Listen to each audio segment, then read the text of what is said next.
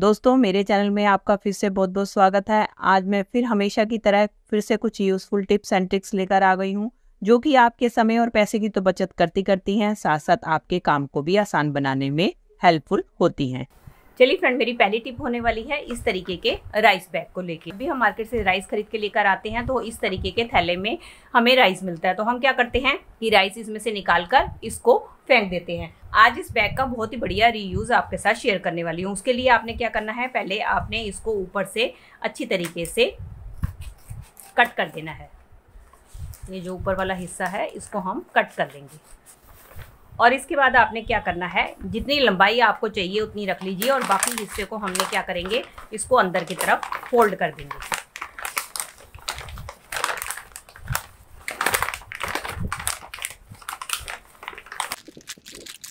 ये देख सकते हैं मैंने इसको इतना फोल्ड कर दिया।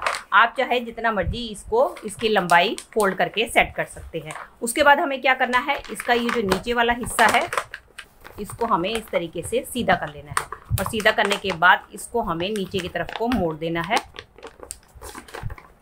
और मोड़ने के बाद अब हम क्या करेंगे, ये खुले ना, इसके लिए हम इस्तेमाल करेंगे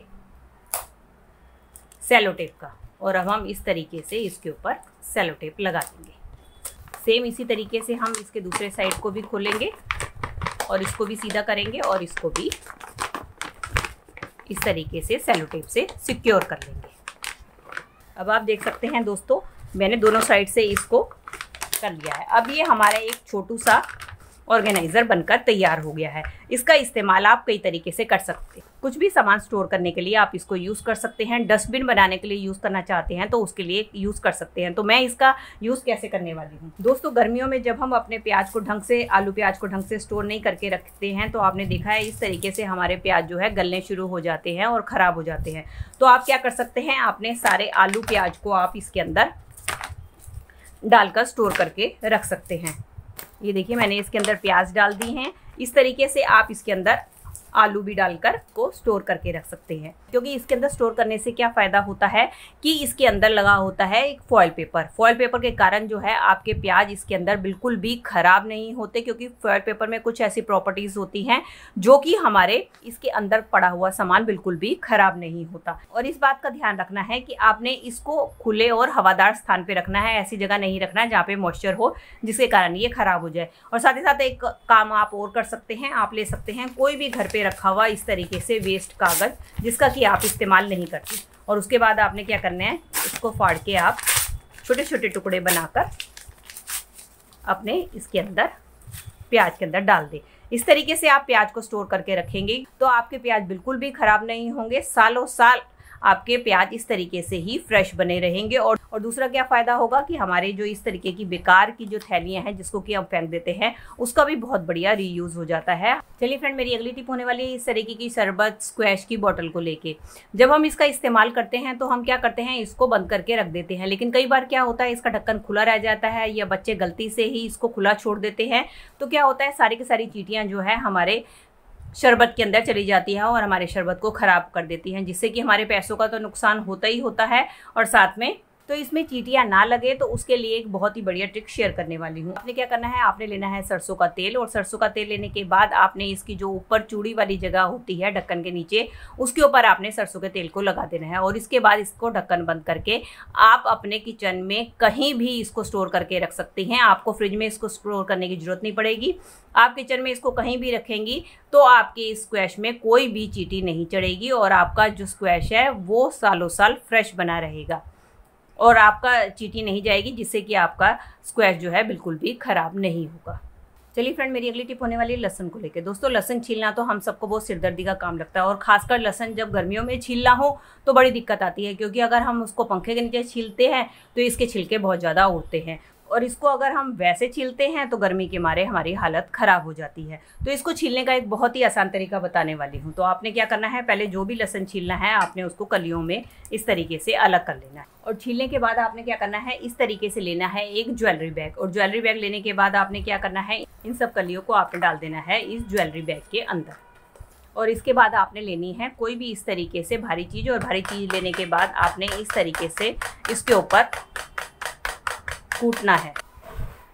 और इसके बाद आप क्या करें, इस तरीके से आपने कलियों को इसमें से निकाल लेना है। जैसे ही आप निकालेंगे तो आप देखेंगे कि जो इसका छिलका है बहुत ही आसानी से इसमें से निकालेंगे। तो इससे क्या फ़ायदा होगा कि आपके लहसुन जो है बहुत ज़्यादा सॉफ्ट हो जाएंगे और जब आप इसको निकालेंगे तो ये बहुत ही आसानी से निकल आएंगे। ये देखिए, कूटने से आपके लहसुन काफ़ी सॉफ्ट हो जाते हैं और छिलकों को वो छोड़ देते हैं, जिसके कारण आप बड़ी आसानी से अपने लहसुन को छीलकर तैयार कर सकते हैं। इस तरीके से आप एक ज्वेलरी बैग की मदद से ढेरों लहसुन छीलकर तैयार कर सकते हैं। चलिए फ्रेंड, मेरी अगली टिप होने वाली है अम्बियों को लेके। दोस्तों अक्सर क्या होता है, हम अम्बिया जो है, चलिए फ्रेंड बढ़ते हैं अगली टिप की तरफ। दोस्तों कच्चे आम आजकल मार्केट में बहुत ज़्यादा आए हुए हैं, तो हम क्या करते हैं, अक्सर जो है कच्ची आम्बी का तो इस्तेमाल कर लेते हैं, लेकिन जो इसके छिलके होते हैं इसको उठाकर फेंक देते हैं। तो आज इन छिलकों का एक बहुत ही बढ़िया रीयूज़ आपके साथ शेयर करने वाली हूँ। उसके लिए आप क्या करें, आम्बियों को पहले आप छील लें और इसके छिलकों को अब हम क्या करेंगे, इनके छिलकों को धूप में या पंखे की मदद से भी इसको सुखा सकते हैं। ये देख सकते हैं दोस्तों, हमारे ये आम के छिलके अच्छी तरीके से सूख चुके हैं। अब हम क्या करेंगे, हमने लेना है इस तरीके से एक मिक्सिंग जार और इसके अंदर हम डाल के इसका एक पाउडर बना लेंगे। ये देख सकते हैं दोस्तों, इसको मैंने पीस लिया है। अब मैंने इसको एक कटोरी में निकाल लिया है। चलिए दोस्तों, इस पाउडर को मैंने पीस लिया है और इस कटोरी में निकाल लिया है। अब हमें लेना है 1 चम्मच के करीब नमक, वो हम इसके अंदर ऐड कर देंगे और इसको अच्छी तरीके से मिला लेंगे। अब ये दोस्तों हमारा पीताम्बरी पाउडर बनकर तैयार हो गया है। इससे आप किसी भी टाइप के बर्तन साफ़ कर सकते हैं, चाहे स्टील के हों, चाहे आपके तांबे के हों, चाहे पीतल के हों, और आप इसको स्टोर करके भी रख सकती हैं। और जब आपको ज़रूरत हो तो आपने क्या करना है, इसमें से थोड़ा सा पाउडर निकालना है प्लेट में। जितने आपने बर्तन साफ़ करने हैं उस हिसाब से आप थोड़ा सा पाउडर निकाल लें। चलिए, अब ये मैंने पाउडर थोड़ा सा निकाल लिया है। अब मेरे पास ये लोटा पड़ा था। अब आप देख ही सकते हैं कि मेरा लोटा तांबे का है और कितनी बुरी तरीके से ये ख़राब हो चुका है, कितना गंदा हो चुका है। चलिए अब मैं इसको साफ़ करके दिखाती हूँ। उसके लिए आपने क्या करना है, कोई भी इस तरीके के गीला स्पॉन्ज ले लेना है और स्पॉन्ज लेने के बाद आपने क्या करना है, इस पाउडर को थोड़ा सा इस तरीके से स्पॉन्ज पे लगाना है और आपने बर्तन के ऊपर धीरे धीरे इसको घिसना है। अब आप देखेंगे जैसे जैसे आप इसको बर्तन के ऊपर घिसते जाएंगे तो ये अपना बिल्कुल जो है क्लीन होता चला जाएगा। अब आप देख ही रहे हैं जैसे जैसे मैं घिसती जा रही हूँ और ये थोड़ा थोड़ा सा मेरा बर्तन जो है साफ होता चला जा रहा है। इस तरीके से थोड़ी देर छोड़ेंगे और उसके बाद घिसेंगे तो आप देखेंगे, मैंने तो इसको छोड़ा भी नहीं है, मैं इसको लगातार आपको लगा के साफ करती हुई दिखा रही हूँ और फ़र्क आपके सामने ही है कि मेरा ये बर्तन कैसा था और ये अब कैसा हो गया है। इस तरीके से आप ये पीताम्बरी पाउडर बना सकते हैं।